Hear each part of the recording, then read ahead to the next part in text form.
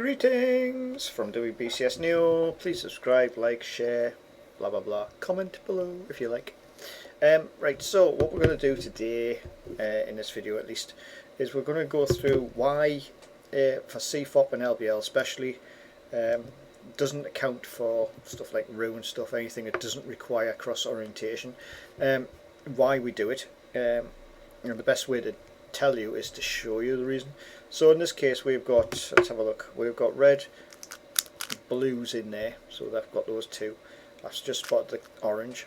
And what I'm going to do, I'm going to deliberately miss out, I'm going to miss out, I'm going to put that one there, so I'm going to miss out green white deliberately from the cross to show you why we do cross.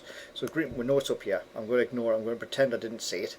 So I'm going to obviously try to solve the rest of the cube. I'm going to ignore this one for obvious reasons. This is going to be the last player thing. So let's have a look. We've got blue red here, which I can see is in here, so I'm going to just do a standard insert. Okay, ignoring again green orange white here, which is there, so that's another straight away F2L insert. Orange blue is already in, just need to keyhole the corner piece. Now I go to do F2L for this, right? I knew it was in there because I set it up, but I've hit a snag. It's not in the top layer, it's not in this edge piece. It would either be in this place the wrong way around, or somewhere on here. That's the only place I would need to look. But because this bad boy's up the top and not being put in the right place right at the beginning, it has now snagged me. Oops! It has now snagged me on the bottom. So now I have to work out how to get this one out, get this one in, I should say it first, get that one up, then I have to F2L it, which obviously takes a lot more time. So in this case I would just do that. That inserts the green.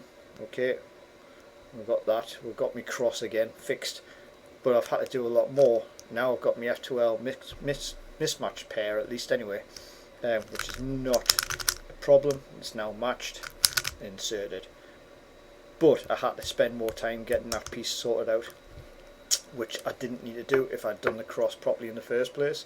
And that's why for CFOP and LBL especially, always do the cross first, then if you're LBL, corners, or you can do LBL edge technique. It's another technique you can do where you can do edges first, which is much easier and much faster than doing corners. Then you can use a little bit F2L, advanced F2L to insert or keyhole the corners in. It's a much faster way than doing standard LBL. LBL E is a lot faster. It just seems, well, it just works faster. So scrap that one.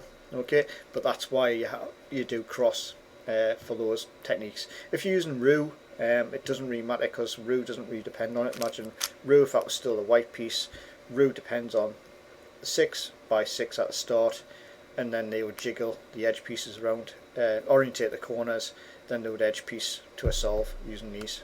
So that's why that bit's not critical. Moving on, let's talk about F2L versus LBL F2L. So advanced F2L, best way to show you obviously. So let's just get these in place. Right, so we've got a nice cross. Make sure we got the cross. Okay, from here we've got green orange here. I'm going to ignore this one because it's crap. It's really in a bad place. Really want this one up here somewhere, so I'm going to ignore that. I'm going to move on to this green red here. Okay, which is nice, easy alignment, insert. I spotted the blue red, so I'm going to play that next if I can, which is just here. Ooh, that's nice, isn't it? So I can bring that one out and insert at the back like that. So I was on about the green orange before, still stuck. Orange blue is also stuck, but it's in a pretty okay place. I can bring that one up and do a mismatch pair, and then I can do to pair up and insert. Okay, that then releases the green orange, which its pair is here. So we know orange is down, so we'll rotate it to match up orange. Then we do a top insert like that. So that's F2L. So each F2L move does the pair in turn, and there's only 4 sort of moves or 4 executions. That's generally what you're supposed to do. And what we're going to do now, I don't know why I just did that. I mixed up the cube and I shouldn't have done that. Never mind. I was going to show a different thing. I'll just get this sorted out. Let's have a look. Let's just get all the F2Ls. I'm going to completely mess up here and do the F2Ls quicker because I know how to do it. Yeah, oh, I did that one alright. Hey. Oh. Right, so back to F2Ls. Right, so what I'm going to do is I'm just going to take this out of the frame and I'm going to bring it back in. Right, as LBL solvers, we'll look around and we'll go, right, I need, just put that there for instance. Right, so I need blue, red in here. Blue, red, there it is, insert 1, 2, 3, 4. Okay, and then I'll do the edge piece. Okay, 5, 6, 7, 8, 9, 10, 11. 11 moves to do that. Okay, take this out of shot again. Helps if you get it the right way around. Okay, now as an advanced F2L, we go off the idea of pairs. Okay, so we know that's red blue. We've got red blue, so that will pair up when we turn. And the beauty of it is, instead of taking 11 like we would have done using a standard corner then edge, corner insert then edge insert, which takes 11 moves from here. If you want a shorter move for Rubik, let me know. Advanced F2L, it is only 1, 2, 3.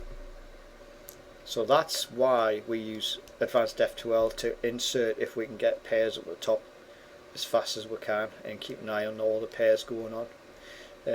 Find out where they're going. The downside with advanced F2Ls, it takes a lot of looking and a lot of processing and a lot of practice at the end of the day to work out what are good and how's an efficient or a good way of inserting.